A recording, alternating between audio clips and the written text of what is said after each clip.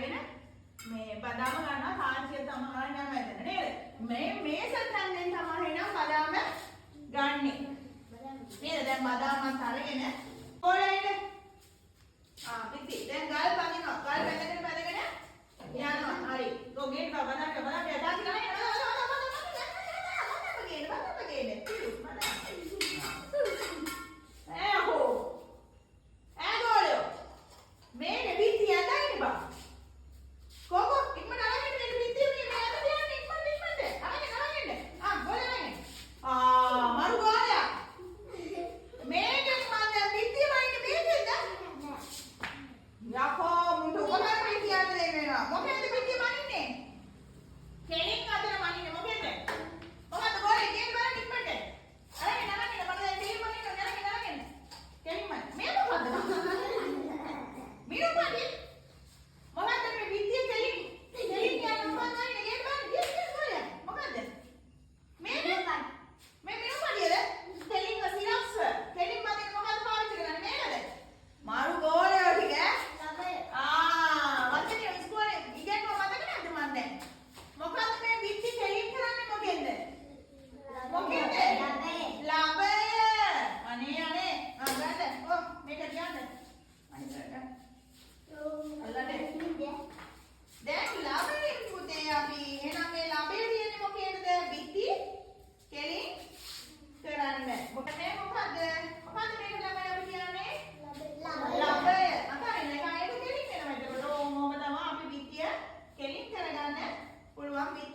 කෙලින් කරගන්න ඕන ඔහොම මේ කට්ටිය අදිනවා ලාභේ. තේරුණාද? මේක කියන්නේ මොකද්ද?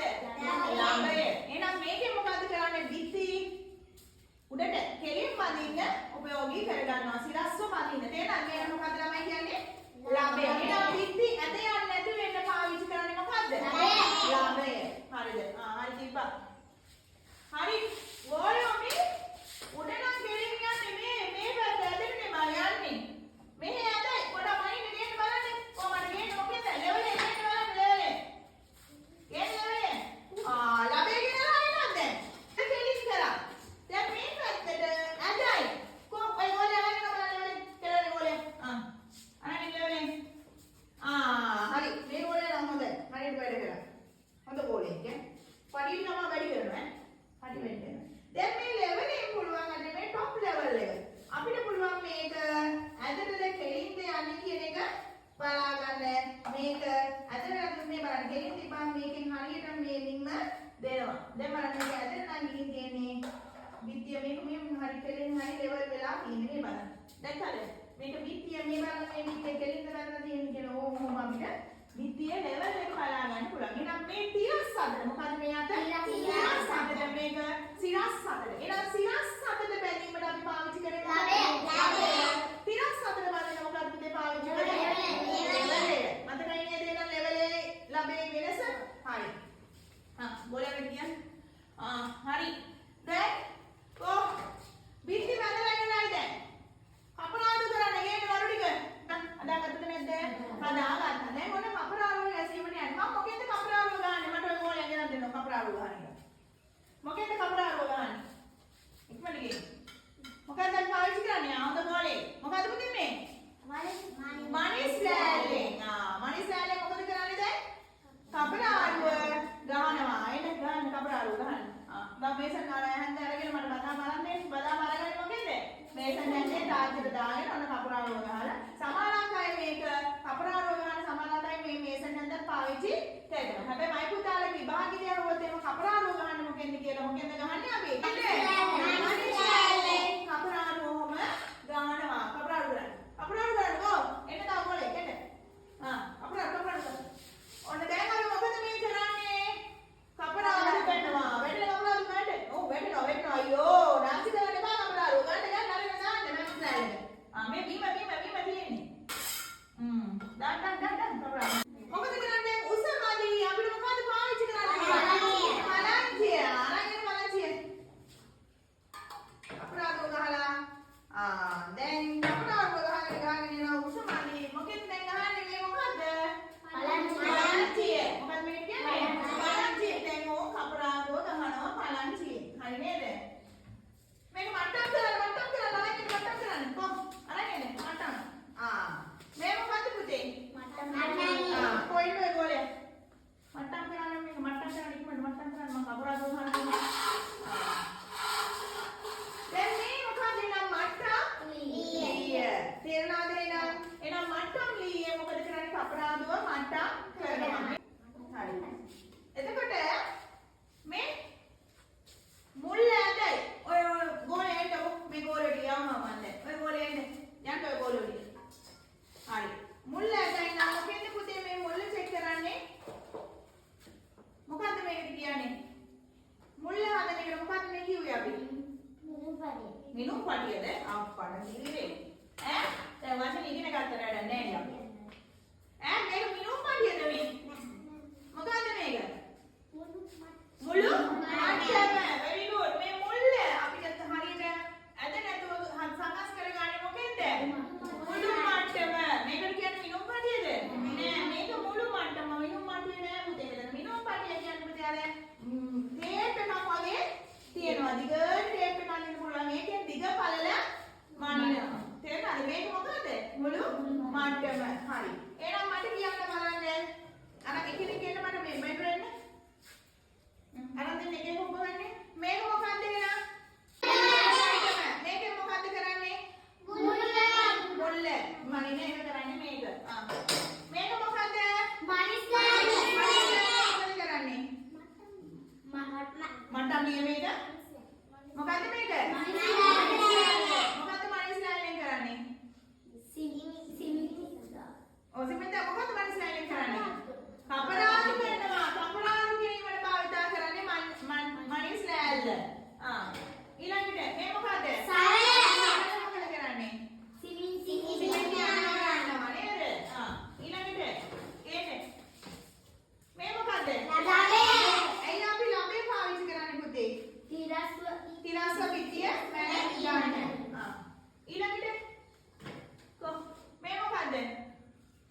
මොකද්ද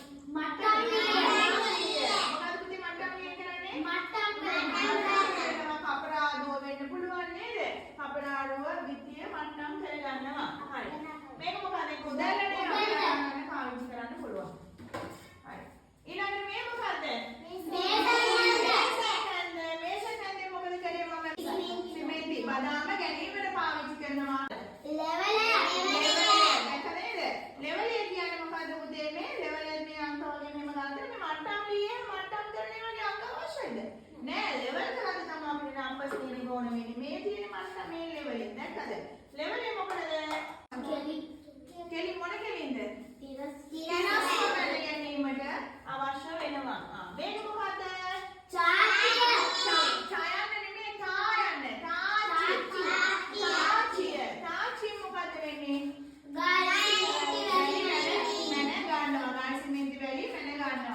අපි ලා මතක දුප්පටක් උලක් වගේ තිබා ඇලිස් කඩුව. මොකටද ඇලිස් කඩුව පාවිච්චි කරන්නේ?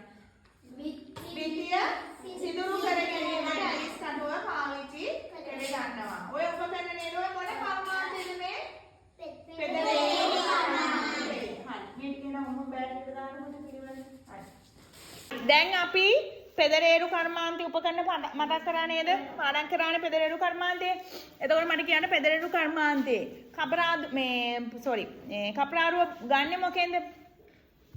බදාම ගන්නෙ මොකෙන්ද? මේසෙන් හැන්දෙන්. එතකොට බිත්තිය කපරාරුව මට්ටම් කරන්නේ මොකෙන්ද? මට බිත්තිය ඇදට යනවා. ඒක කෙලින් කරගන්න ඕනේ. ළඹය. තිරස්ව බඳින්න ලෙවලය. එතකොට බදාම මේ කපරාරු ගහන්න පාවිච්චි කරේ මොකද්ද? කපරාරු ගැසීමට මොකද්ද කපරාරු ගසන්නේ?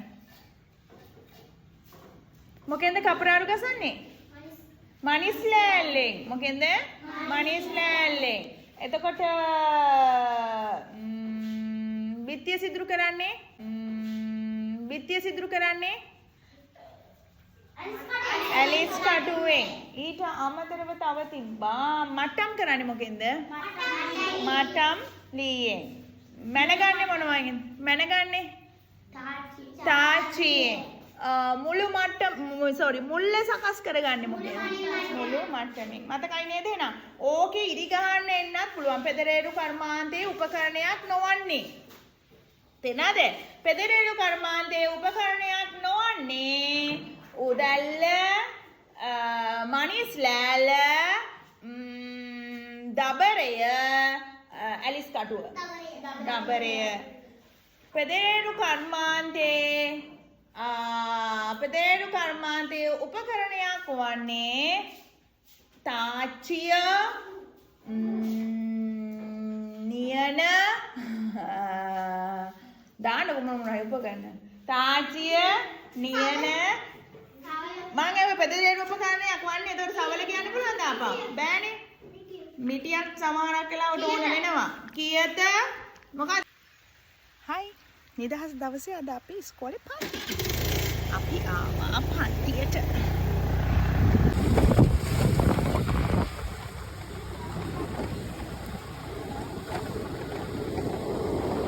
ළමයි තෙමෙනවා.